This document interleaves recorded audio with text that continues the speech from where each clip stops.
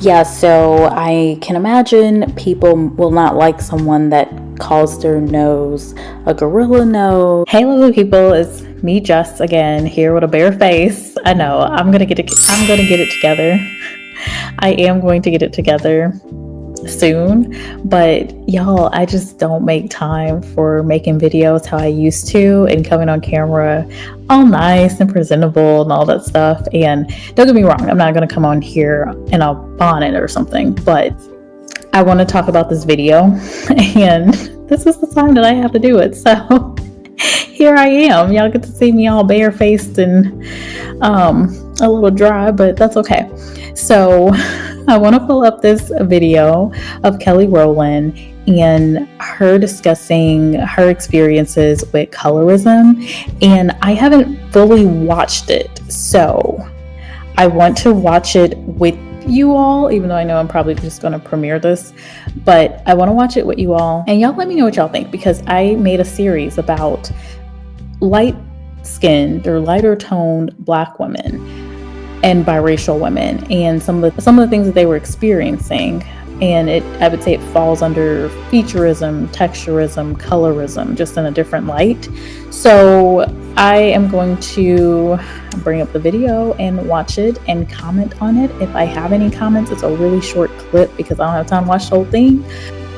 Do you remember the first time you heard the thing that you are referring to as colorism? The first time I had a little boo friend, actually his grandmother compared me to the color of a paper bag and said that I was too chocolate. Not the paper bag test. Now, y'all know that in Black American history, but when I heard of the brown paper bag test, it was in reference to getting into certain groups, getting into certain, like sororities, for example, had this where if you were too brown, like I would be considered too brown to get into so many groups. And that's what she's referring to, I think, with the brown paper bag. And that's wild, y'all. Every time I see Kelly Rowland, I'm just like, oh my gosh, how can you be so beautiful? Give some of the beauty to all the rest of us. And it's like she ages and every year goes by and she just looks even better. So yeah, she just looks great. I had to take a minute to say that because y'all, every time I see her, I'm just like gagged. Like, oh my gosh,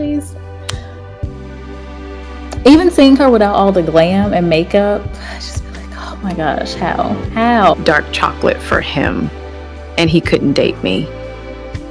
And I said, what the hell? I literally was like, what does that mean? And I came home and I talked to my mama T about it.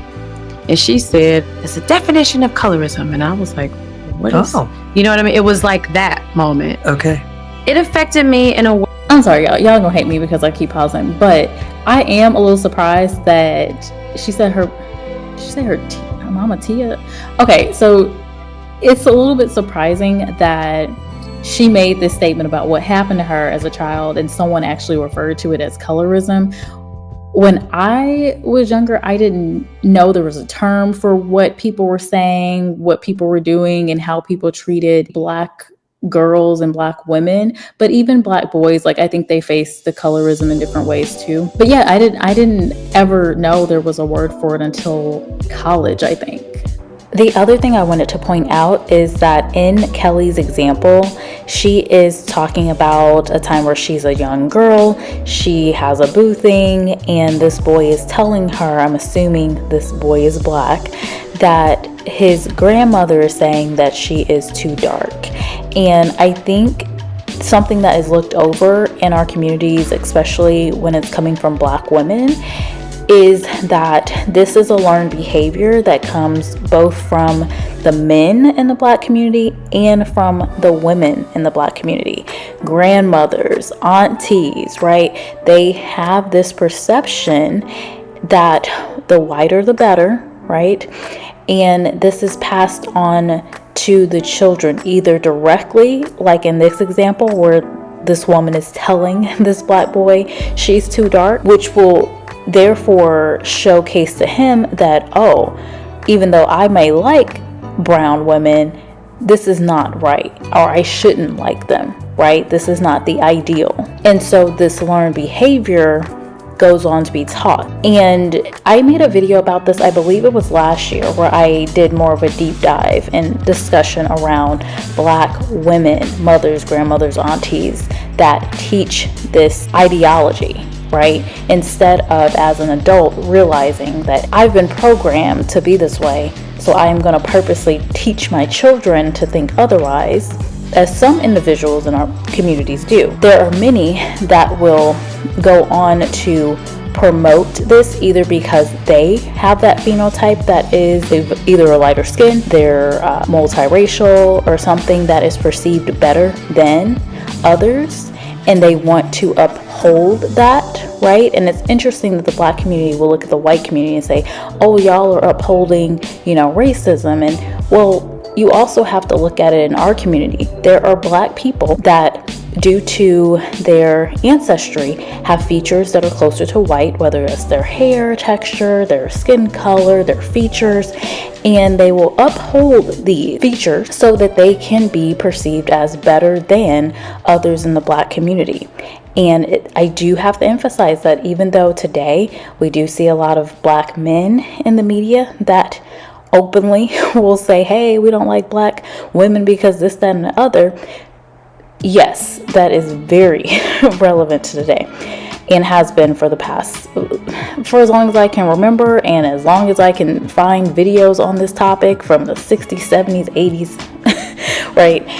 This has been a thing. But you also have to look at what's happening in the homes. Even though Black women outwardly, or mixed race women outwardly, are not always the face of, hey, we hate brown. Well, in those homes, oftentimes, they are either directly or indirectly teaching these same values. So these boys do learn it from somewhere, and it's not always from fathers or their uncles. Sometimes it's from their grandmother or their aunties, and it may not even be as direct as this. It may be those one-off comments that are made. That's how I learned it. My dad was more of the person that always would call me pretty and you're beautiful and you're this and you're that. And my mom was actually, so we can talk about that in another video, but even from my own perspective, I saw it. So I feel like in these conversations, we can't lie to ourselves and say, oh, it's only the men.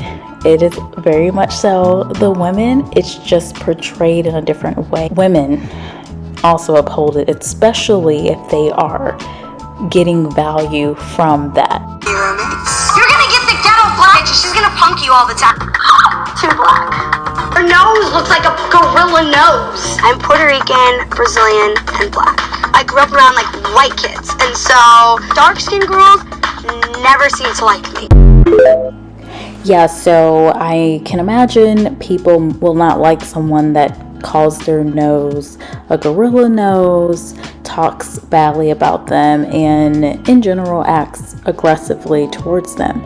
But of course, in the Black community, the Black American community, this is not aggressive. This is actually behavior that would allow someone that looks like Natalie Nunn to be a victim. And in fact, this type of behavior will receive comments that would put the Black woman or darker skinned woman to be seen as the aggressor naturally in our community, where she's jealous, she's mean towards the lighter skinned woman, and all of these things are just bypassed. This lighter skinned woman did all of this because she was receiving hate from some darker skinned woman. Nothing proven, nothing shown, but of course that must be the case because in the Black community, anything close to white is right, should be believed, and is automatically seen as the victim. I was just always uncertain of how I looked. It started to define what beauty was to me. Okay. In the entertainment business, it manifested itself in constant comparisons. When it came to like my skin color, I was hearing everything left and right. Well, she's darker, or she's the darkest one in the group, or she's a really chocolate one. I would always hear that. Was there ever a time where you thought, maybe I should try a bleaching cream? I never actually thought to myself, I want to do a bleaching cream, as much as it was, I just want to be Mariah Shade. Y'all, that's real that he asked that question because, there are plenty of videos in features where they highlight Black women, African women, and really, I mean, Indian women. You see this, different different types of Asian women. You do see a lot of different women of color using bleaching creams. Now, this is different than, I'm saying bleaching cream, but this is different than when you're like, oh, you have hyperpigmentation, or, oh, I have dark spots, I need to lighten them so my skin looks balanced. Those are different things. But I try not to really judge those women because the women that actually partake into skin bleaching, I feel bad for them because they weren't able to get past and push past this society that tells them in a variety of ways that they are not beautiful, they're not right, they need to be white, or they need to be as close to white with their skin complexion as possible, even in their own communities and families. And so I'm glad that this interviewer asked the question. That was who I was looking up to. Gorgeous. She's gorgeous. Yeah. You're dancing around in fields with I was like, life looks beautiful. So you notice that Kelly did not say that Mariah looked more beautiful or anything. It was just that this perception was that life for her, due to her lighter complexion, was in fact beautiful. Now, if you know about Mariah Carey, she has been through a lot of dark things. And so we may see these portrayals of people living these great lives, just like anything outside of the colorism conversation. Oftentimes, what we're seeing is not true. There have been times where I've looked at men within the Black community like Chris Brown or Lil Wayne or Kodak Black, and how they have openly shared their disdain for Black women that are of darker skin complexions and their desire for mixed race women or just overall lighter skin women. And I look at the women that they're dating or have been in, romantic relationships with, had children with, and these women go through a lot of traumatic things. Their lives are not better in any comparison to Black women that are in the spotlight or celebrities. So it's really more of a portrayal that light is better. It's not at all that these women are having better relationships or more success in general. And even looking at things like how women in music are pushed because of a certain aesthetic. Well, a lot of times, unless they have the talent to back it up, that success is even short-lived. Like, look at people like Ice Spice, where, she's benefiting in a way from colorism. But if you look at the longevity of a lot of these women in these spaces, they may have a short-term success, but it's short-lived. We've all seen what's happened over the last couple of years with the Black Lives Matter movement. However, we don't really see much about colorism, but it's a massive problem within our communities. It's been the said unsaid. I think that it makes a lot of people uncomfortable. And I think that if we make ourselves aware of it, then we can actually move on. Okay, I liked that video. I need to go watch the whole thing. I'm sorry, y'all. I didn't realize that it wasn't going to get into the nitty-gritty in 2 minutes. I should have known. But I will say that it's uncomfortable only because it forces Black people to admit the truth that many Black people are prejudiced against other Black people. Many Black people are biased towards a certain look that is very close to white. It has been this way. And even though, yes, we have been programmed to be this way, most of the world is pressured to appear and to be as close to European as they possibly can because of what, all of the programming that has been done over the centuries. So yes, it hits the Black American, I'll just say the Black American community, because that's the community I'm a part of.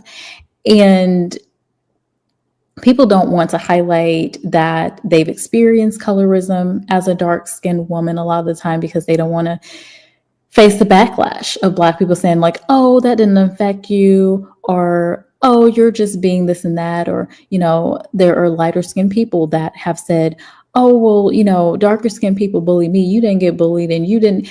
People will gaslight and try to tell you that you didn't experience, I'm cutting myself off, but you didn't experience what you experienced. And so it happens all over again, where you say something about your history and you get a different experience than someone that is of a lighter complexion talking about their experience. So I think that on whatever skin tone you are, you're going to face certain responses from people. And it's all because we've been programmed a certain way.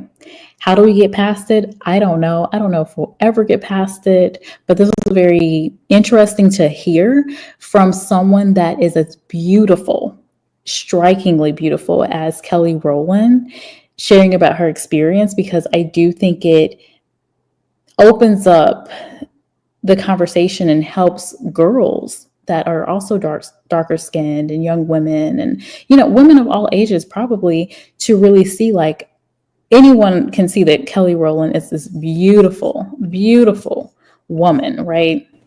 And so if she experienced colorism, and she is gorgeous, she's had so much success, if she also experienced it, there's nothing wrong with me. It's just that we've been programmed this way. So anywho, that's my commentary. I'm getting off of here because I have to go. But thank you for watching. Definitely let me know what you think about this conversation. If you've experienced colorism, if you think it's good that we continue conversations about it, if you think it's detrimental in some way that when we do talk about it, let me know, and I will talk to y'all later.